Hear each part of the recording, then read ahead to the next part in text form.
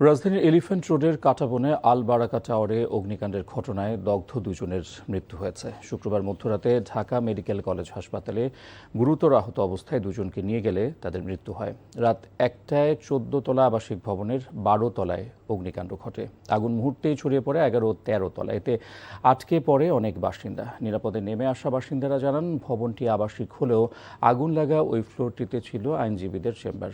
সেখানে আটকে পড়া দুজন মুঠোফোনে উদ্ধারের আকুতি জানানোর পরে আর তাদের সাথে যোগাযোগ সম্ভব হয়নি। পরে ফায়ার সার্ভিসের ৬টি ইউনিট ২ ঘন্টার চেষ্টায় আগুন নিয়ন্ত্রণে আনে। মুমূর্ষু অবস্থায় উদ্ধার করে দুজনকে ঢাকা মেডিকেল কলেজ হাসপাতালে পাঠালে সেখানে তাদের মৃত্যু হয়। ফায়ার সার্ভিসের সহকারী পরিচালক কাজী নাজমুজ্জামান বলেন, ভবনটিতে অগ্নি নির্বাপন ব্যবস্থা ছিল না। এছাড়া নিয়ম বহির্ভূতভাবেই আবাসিক ভবনে অফিস ভাড়া দেওয়া হয়েছিল।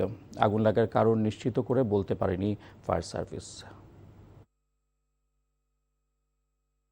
আমি বারবার 999-এ ফোন দিছি, তাদেরকে রিকোয়েস্ট করছি, অনেক চিৎকার চেঁচামেচি করছি, অনেক ট্রাই করছি।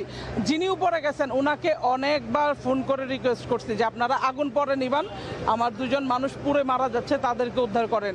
উনি বিরক্ত হয়ে ফোন রেখে দিচ্ছে।